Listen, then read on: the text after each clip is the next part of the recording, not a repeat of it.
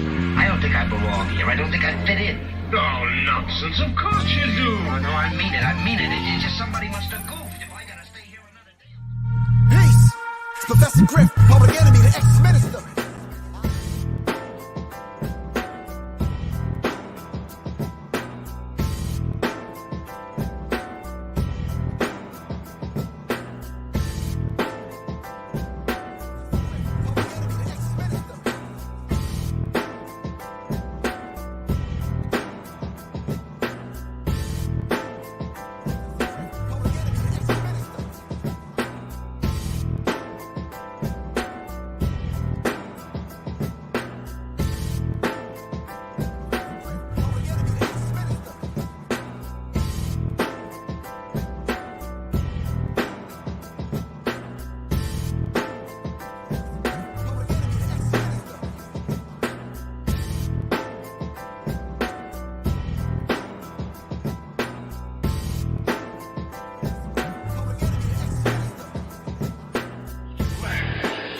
Which means it's too strong. All right, greetings. Once again, it's Professor Griffin. I'm Black here on Serious Minds Are in TV. I hope everyone can hear me. Give me the thumbs up if you can hear me. All right. Shout out to everyone for tuning in. Really appreciate that. Got a very critical and important show tonight that we're going to do. And some beautiful people from Respect Music. Of course, we got DJ Resolution in the building and the rest of the fam. So we're going to talk about some very critical things. And what I need everyone to do right now is contact 3 artists, whether they're up-and-coming artists that are already in the game, or old school artists. All right, because this information that you're going to definitely need to know. All right, so I'm going to need everyone to do that for me right now as we dive into this particular subject. Thank you very much for coming on tonight. It's a very, very critical topic, and it's not uncommon, some of the things that we're going to talk about. The reason why I say this is because a lot of times, unbeknownst to us, the things that go on in the music industry that are hidden, either hidden in contracts or hidden among those top echelon players that get the money. It's not trickled down to the artist. So a lot of times the artists have to take a artist development class, or a culture class, or etiquette class, or just a business 101 class, so you can know what's going on in the business that you claim that you want to be in. So we cannot say that we want to be in the music business and all we want to do is rap and sing and dance. We have to know the business. So we're going to dive into some things. We got some people that's coming up in a few minutes that's going to do just that. What I'm going to need everyone to do, once I ask these beautiful people to either put up how you can contact them, is to write their information down, and or how can you donate to the cause. I need you to do that also. So without further ado, we're going to bring on a couple of people that's going to talk about how do you own your own masters, so the masters won't own you. The name of the show is Paid in Full. We want you to get full music ownership of your own music, whether it's your old catalog you forgot about, the one that you just wrote off and said you don't care about those songs. Well, somebody's getting paid from those songs, and it should be you. All right, let's dive into this subject and see what we can do. All right, greetings. Can you hear me? Yes, I can. All right, who else we got on the line with us? Hey, peace. How you doing, Professor Griff? Peace, man. DJ? What's good, bro? Hey, blessed, man. Blessed. Excited to be here. Oh, give thanks, man. It's a beautiful thing. So let's see if we can dive into this thing so we can make this thing happen, man. So just from the outstart, introduce yourselves, talk about your organization real briefly so we can dive into the thick of things. Who are you and what do you do? What's the name of your company? Sure. So I'm Dominica, also known as DJ Resolution. I have like a DJ business, and we are helping together with the Respect Music campaign to get the masters back for the artists. We are raising awareness to this. Right. So my name is CACK.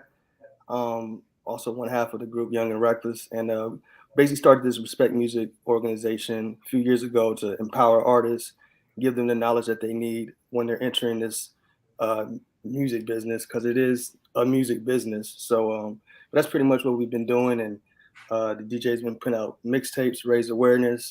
Been working with Congress, lobbying them for certain laws to get passed that will enable artists. So that's what we do.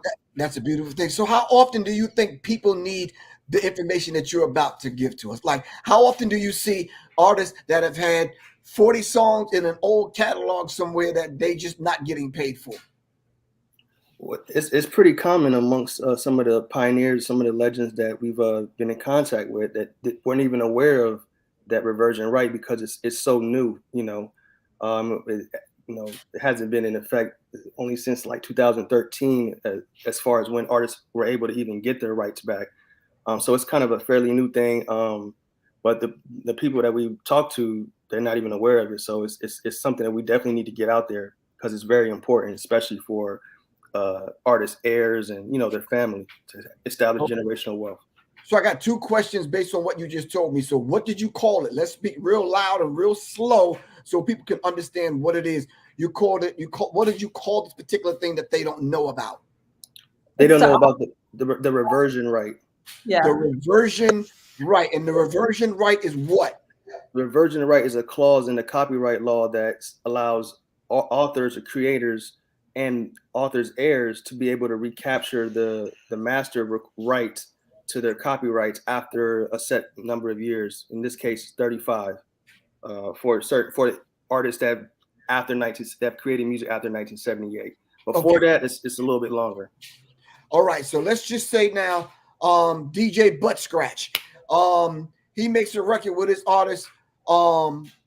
He makes a song with his artist, MC Toilet Breath, right? Okay, so they make 2 or 3 albums. All right, 20, 30 years go by. He hears this song in a movie or a commercial. Let's just say he passed away at the 25-year mark and didn't know about this. So now the DJ is still alive and he hear these songs that's being played in movies and commercials and whatever. You mean to tell me he could have left that in his will to his children's children to go after those rights? Right, absolutely. Well, you don't even have to leave it in the will. It's something that they're entitled to by law, just by being an heir. If they can show that they're an heir of this person that created, or this authorship, has authorship of this song, this copyright, then they're entitled by law to that. So the heirs stand on the same equal level as the authors do. Okay, so let me ask something. What artists in recent history have gotten their rights back to their songs? Can you name a few so we can look this up? Victor Willis of the Village People. He was one of the first people that got his rights back. It's the guy that's pretty famous for the YMCA song, the Macho Man song. I remember that. Okay. He was one of the first.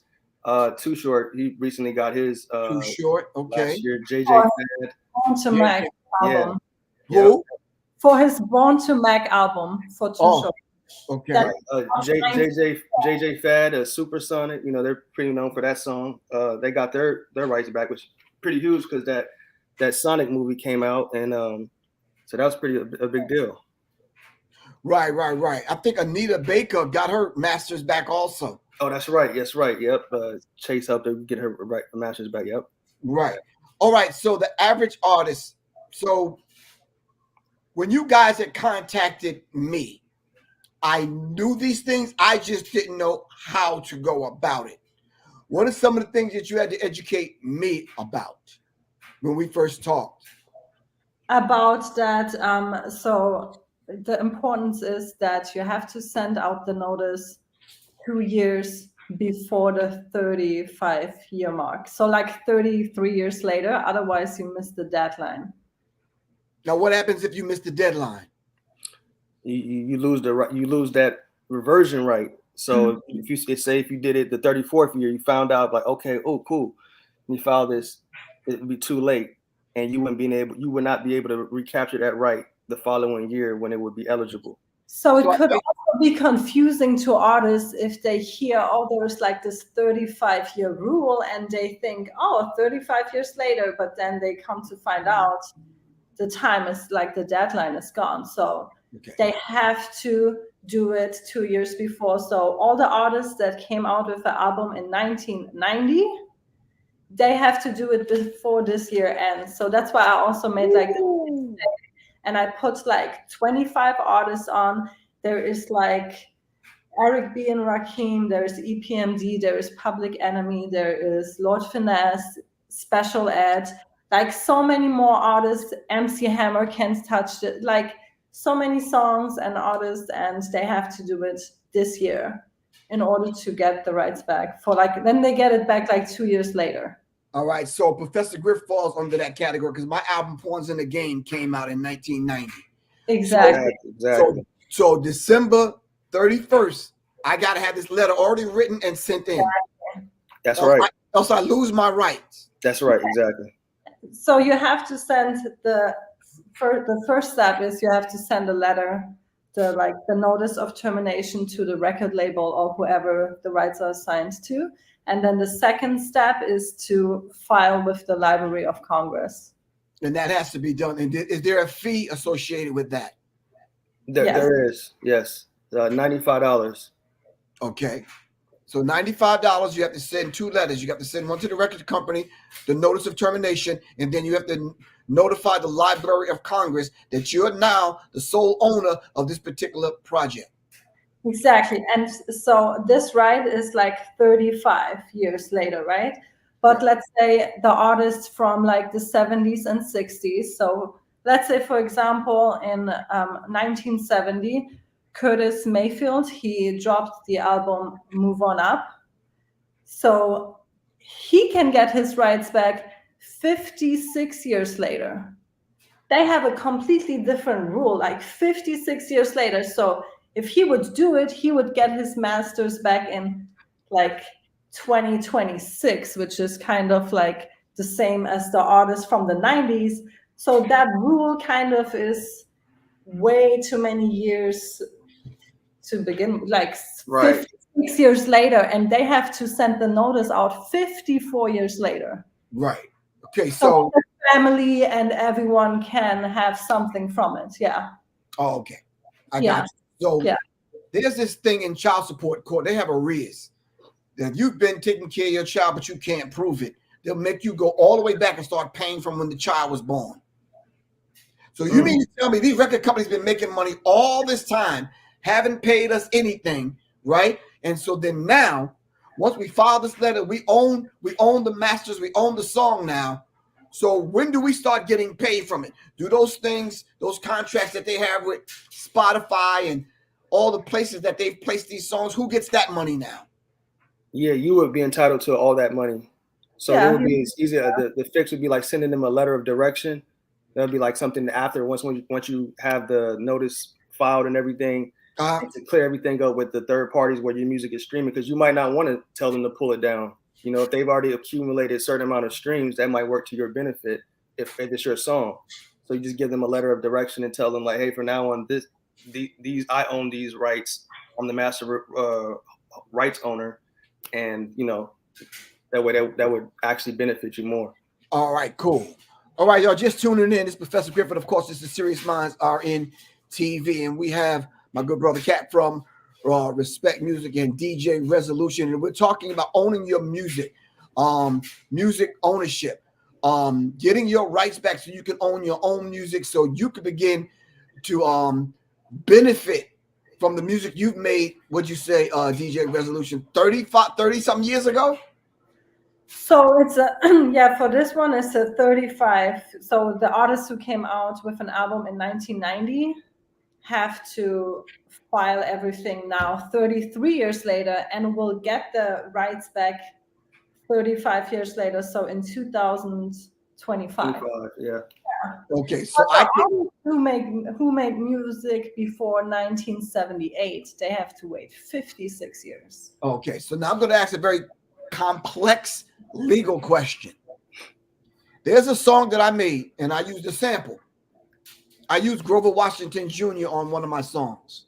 Before Grover Washington Jr. passed away, I had a brief conversation with him and he was like, yeah, young blood, you could use the sample, man. I'll sign off on it. Just let me know what I need you to do. You're doing some good and positive stuff, so you can go ahead and use it. So I used it and everything has been cool. Can Grover Washington Jr. Foundation now come back, since now I'll own it in 2 years and end up suing me for a sample that I used back then? Well, two things. One, when was the Grover Washington sample? When was the record originally released?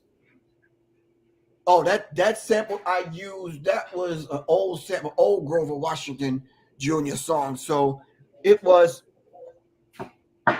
definitely after. Yeah, it was after 78. Yeah. It was after 78? Okay. Because I was gonna say if it was before 78, then you wouldn't have to, or before 71, you would have no problems. But even with now, if you have an agreement, then there should be, it kind of would fall under the lines of fair use. Oh, okay, cool. So let me just stop and pause for a second. Shout out to Quan, my moderator. She's always on here helping me, making sure this thing runs smooth. I definitely cannot do this without her. So shout out to Quan, and shout out to all of the Serious Minds listeners that come on and support the platform. Okay, so that letter that Grover Washington Jr. signed off on, I cannot, if I got a copy of that letter, I cannot use that letter to basically defend myself and say he said I could use the sample? No, you can. Absolutely, you can. Yeah, you can. Yeah. Okay, so am I understanding that I can now take that album, go back and re-record them tracks, and then I would legally own the masters, even if I replay the samples over in a different key, did whatever to them? So I would solely own it. Am I right or wrong? Yes, you're right. That's one way to do it, and you're right to do that. But you don't have to do that. You don't have to re-record. That's another. I don't know if you want to talk about that now, but that's. No, I do. I want to talk about that now because I can leave the album intact and sell it the way it is. Absolutely. Okay. That falls under the compulsory law.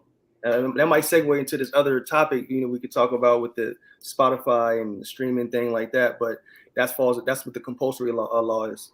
Allows you to.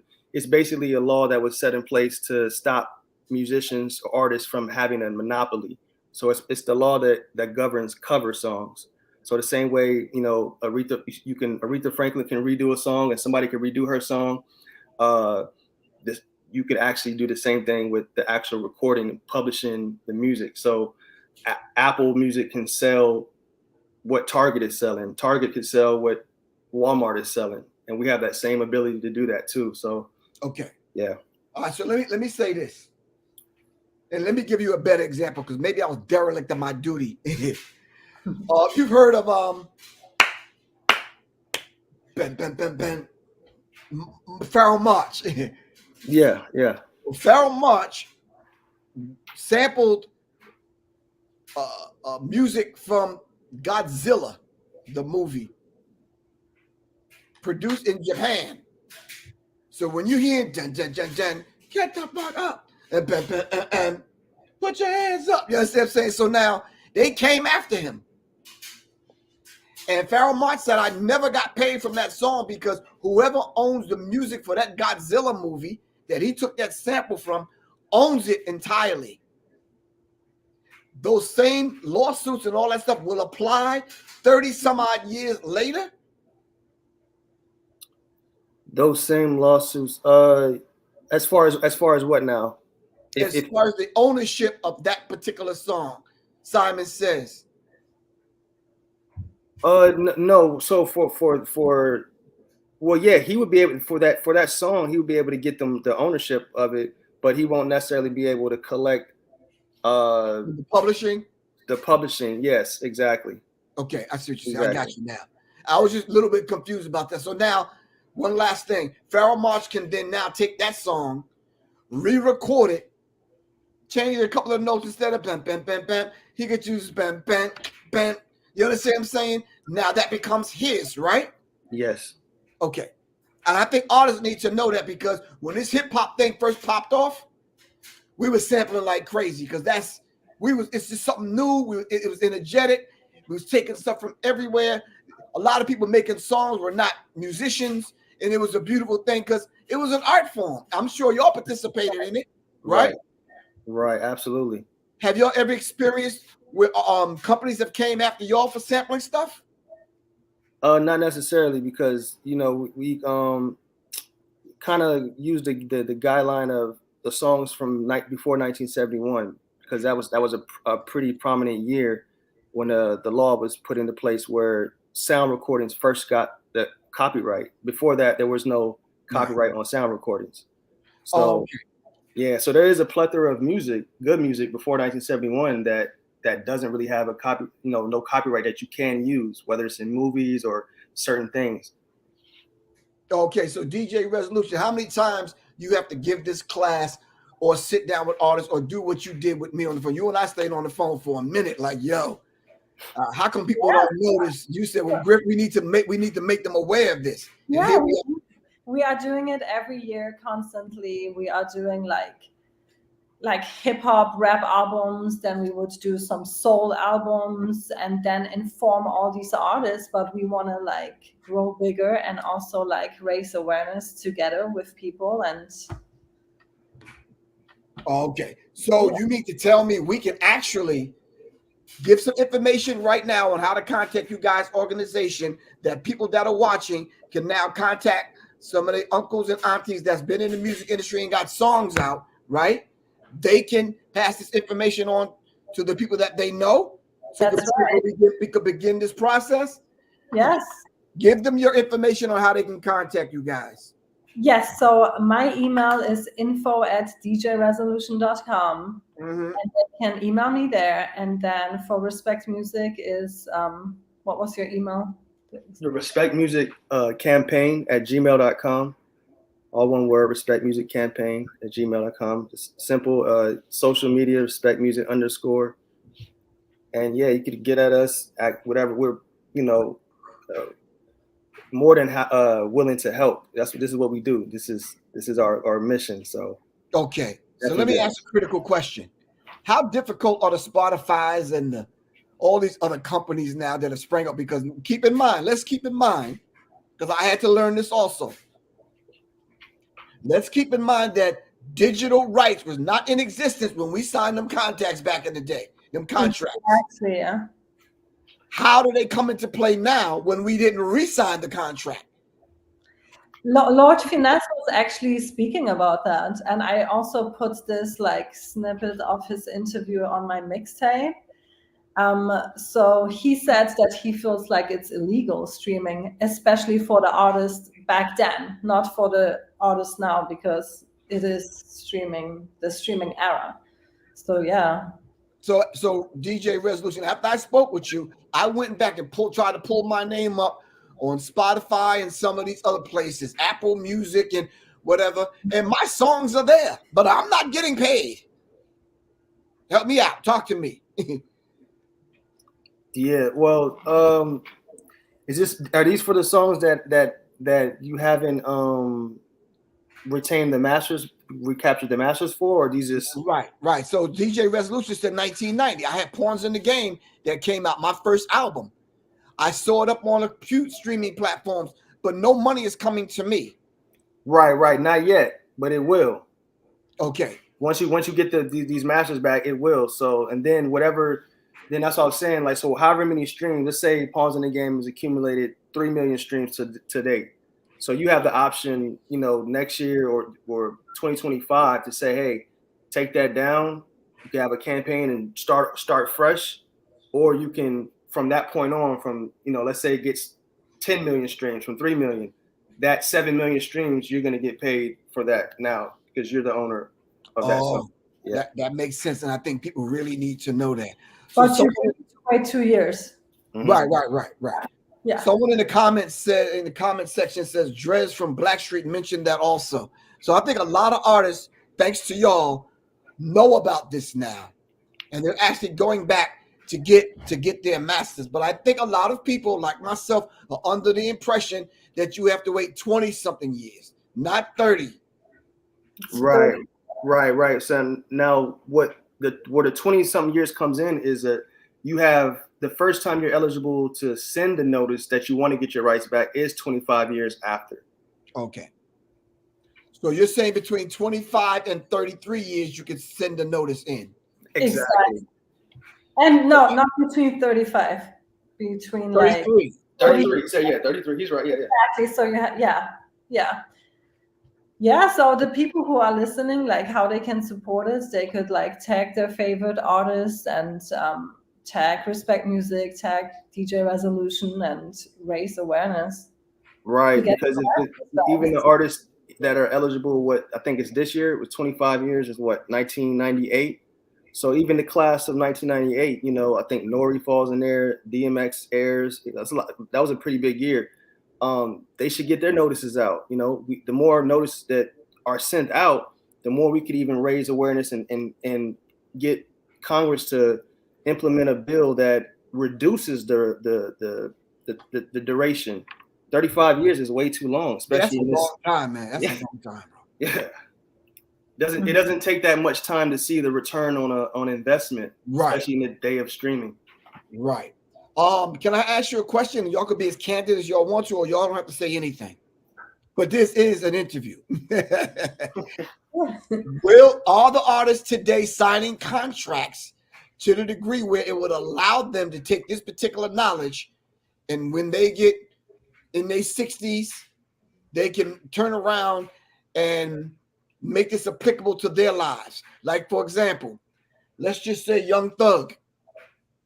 All right, according to the contract, let's just say he signed a 360 deal.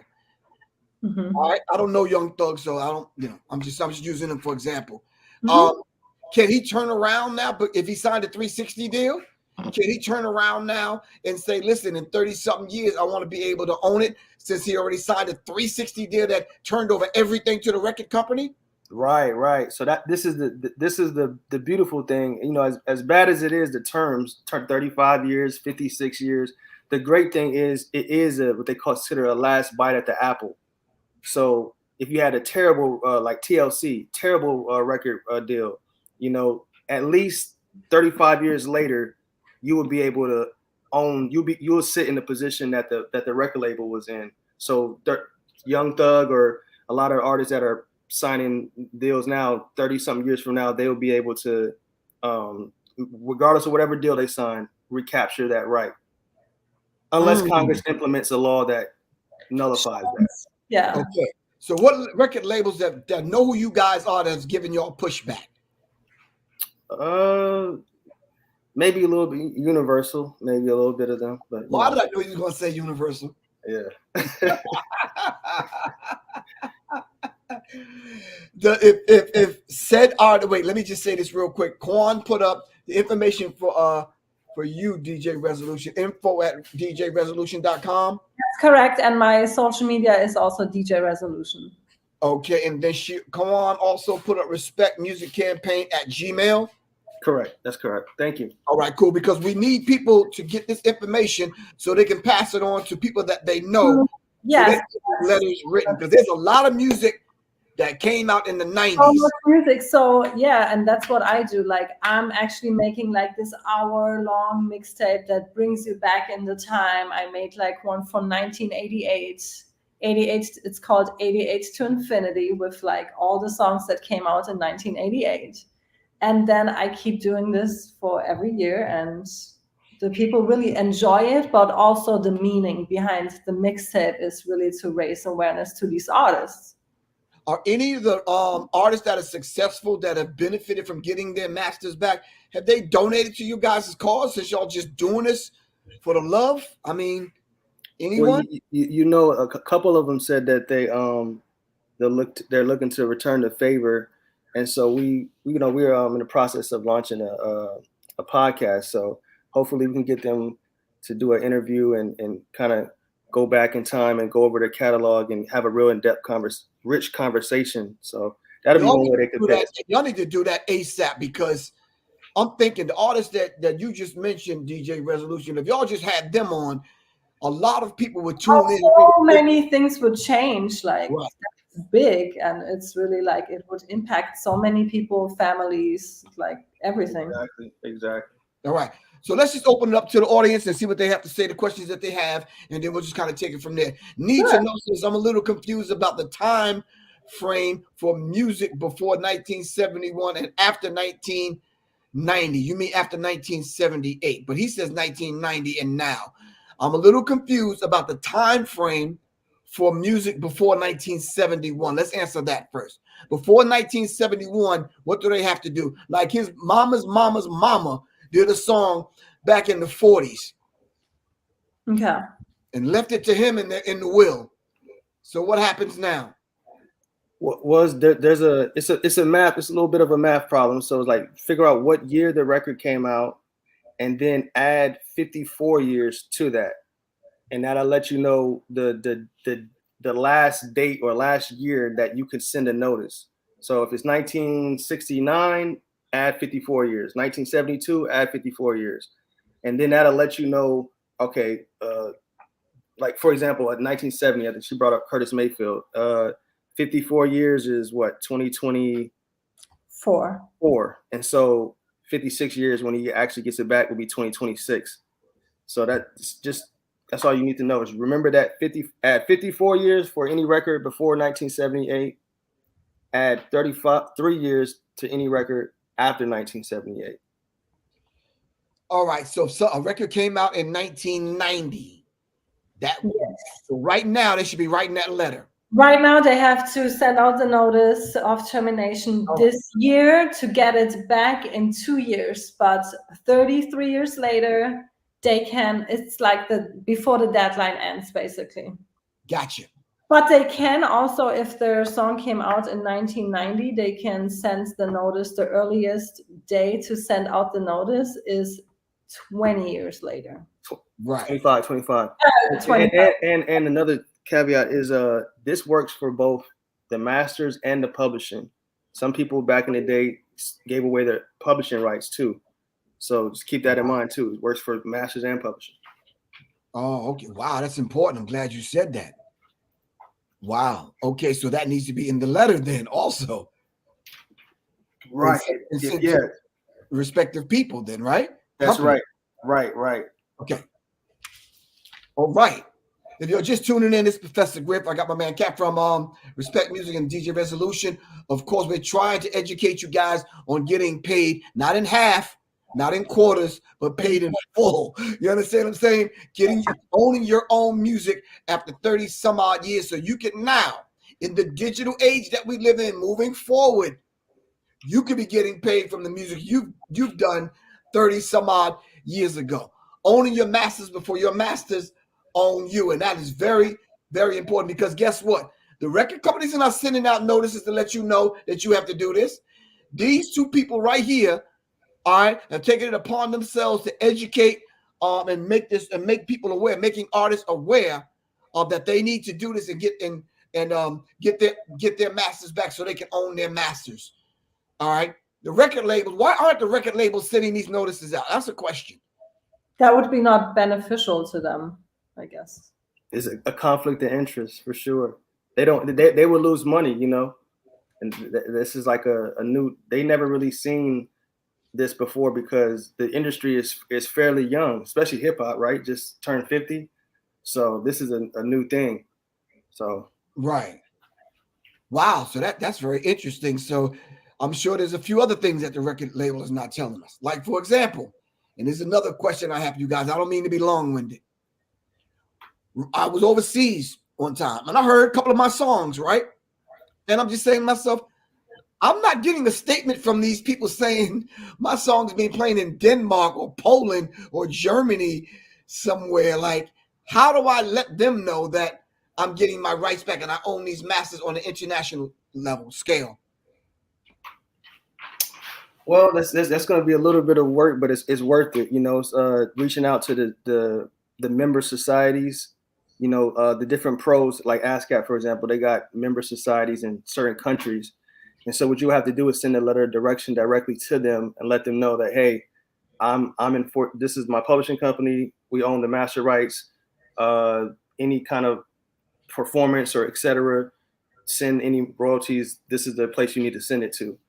Because if you don't do that, there's no statutory law or scheme that allows that permits any international play to royalties to go down to basically get reciprocated to U.S. artists. So there's a loophole. It's what they call black box royalties. Mm-hmm. So a lot of artists that are being played overseas, a whole lot too, you know, they're not getting paid for that. Somebody's getting paid, but you can get paid if you basically act as your own administrator.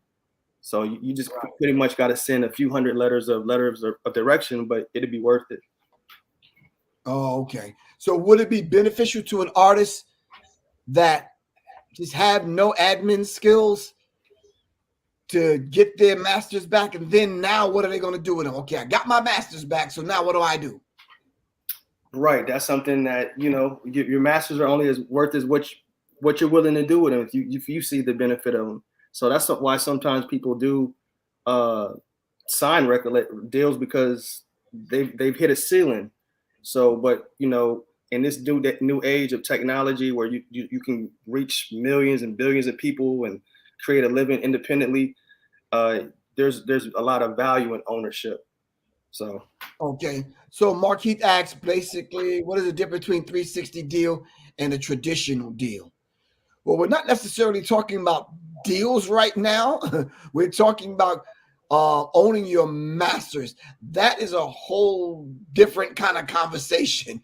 You understand what I'm saying?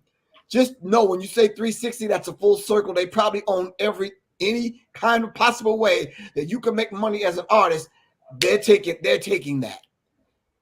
And they're shelling you out some breadcrumbs. A traditional deal, there's no such thing as a traditional deal. A deal is whenever you sign your name to it. You understand what I'm saying? So there's no such thing as a traditional deal. Each label, each company have their own different deals. All right. So when you say traditional, you got to define that a little bit more, Mr. Bankroll. Next question. Curtis Mayfield died December 26, 1999. Can his children or family members file paperwork in his name? Absolutely. Okay. Does he have to give them permission in his will? No. Okay. They could just do it in his name. Right.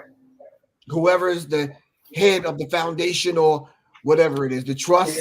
If you can prove that you are a legal heir of Curtis Mayfield, then you have that right. Oh, okay, cool. All right.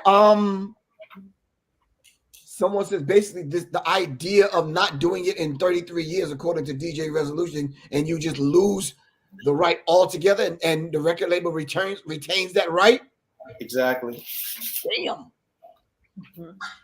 And it's very valuable for them because corporate copyrights are 90 years from publication or 120 years from creation. So it's a very valuable asset. Just off the top of my head, well, off the top of your head, how many people you think don't send a letter in every year? It's hard to say. Maybe many, maybe a lot of. Out of 10, we'll say maybe like 1 or 2. Will send it. We'll send it. Send it in? 1 or 2 out of 10, yeah. Because it's not really like the information is not really out there. It is public information. Okay, so DJ Resolution, I know we're putting a couple of artists on the spot, but I'm gonna need you to run them names down again because people are watching. We need to kind of let these artists know, man.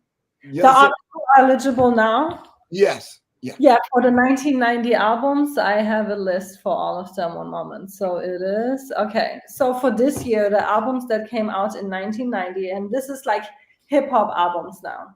So it's Eric B and Rakim. It's Let the Rhythm Hit 'Em. It's Tribe Called Quest, Public Enemy, EPMD, LL Cool J, Gangstar, Lord Finesse, and DJ Mike Smooth.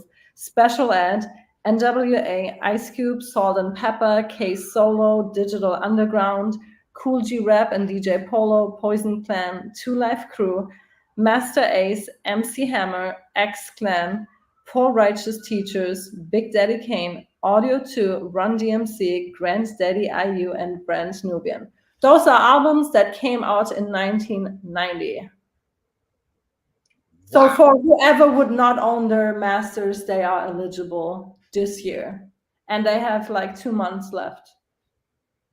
Wow. A lot of legacy artists. Yeah. Exactly.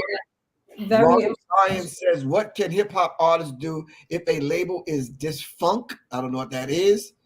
I think he meant to say dysfunctional, like Sleeping Bag Records. But what if the company went out of business? I think he's trying to say. even if the company went out of business, you just need to look up when you look up the catalog, see what company it was, and have them listed on the notice of termination, and have that filed with the Library of Congress.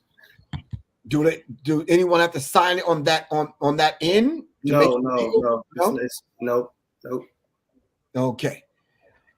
All right, man. Give the people y'all's information, and let's see what happens from here, man. You understand what I'm saying? How can the people contact you guys?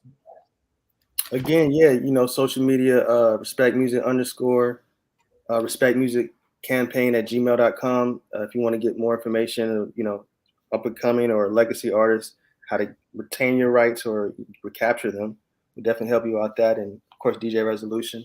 Also, I have a website, www.djresolution.com. So there's also information on there, and also the mixtapes that are regarding to that. And they can support it in like tagging the artists and bringing awareness to it. All right, so DJ Resolution, you're supposed to be helping the old man, Professor Griff, out with his letter to get it out, because I tracked down who the letter needs to go to. And since CACK just put me up on game, you said it's the masters and the publishing. That's right. Oh, yeah, it's going to be on and popping.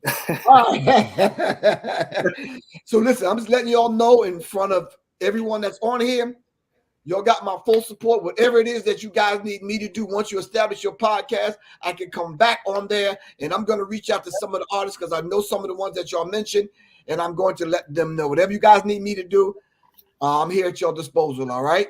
Thank you. We appreciate you letting us up, giving us your platform. We can't thank you enough. That's love, and we respect you and look forward to empowering the artists, changing the game. Oh, okay. So if a spaceship was to come down and take you and draw you guys up in the spaceship and fly away, we never see y'all again, what is the last word you'd have to say to some of these artists? What would be the last words?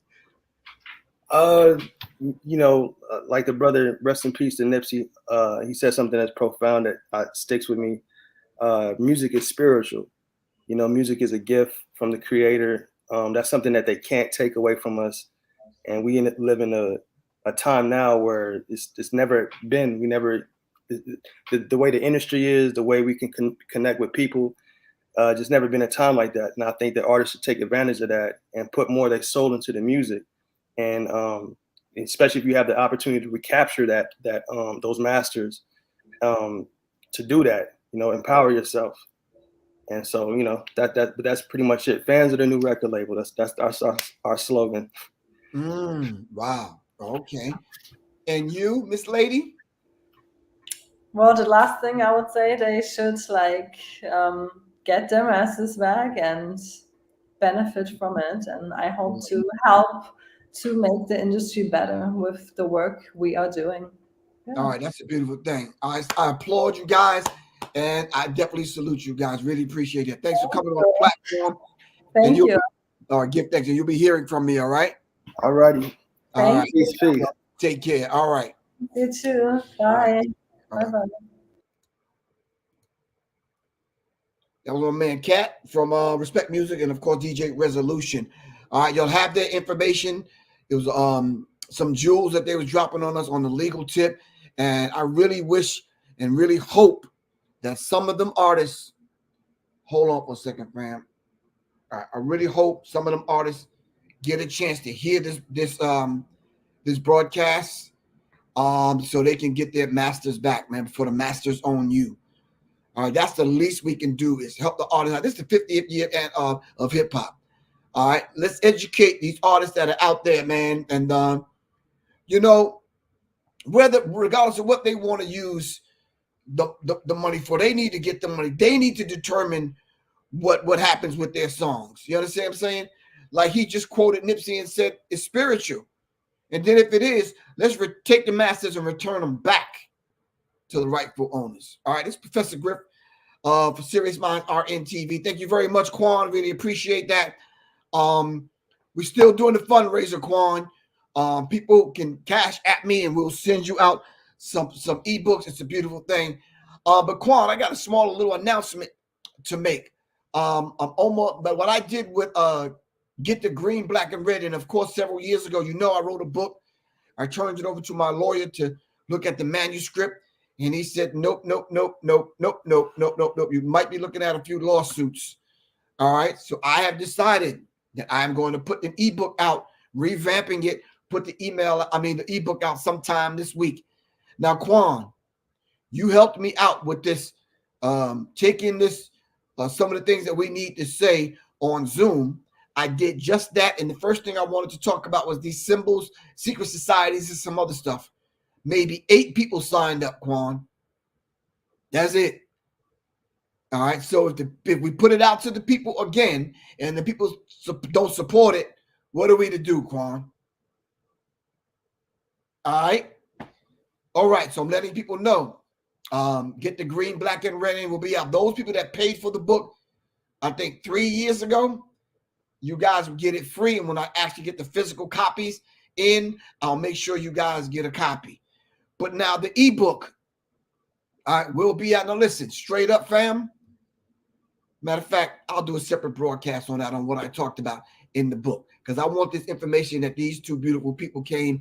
I want this to stay on your mind so we can contact these other artists so they can get their masters back. All right, this is Professor Griff for Serious Minds. I love y'all to life.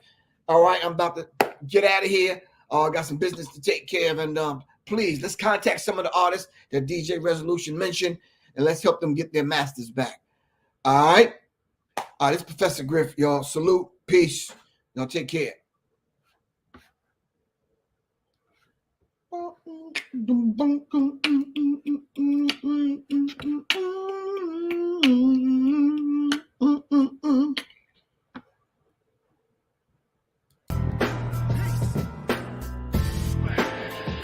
Which means it's too strong. Griff, public enemy, the ex-minister.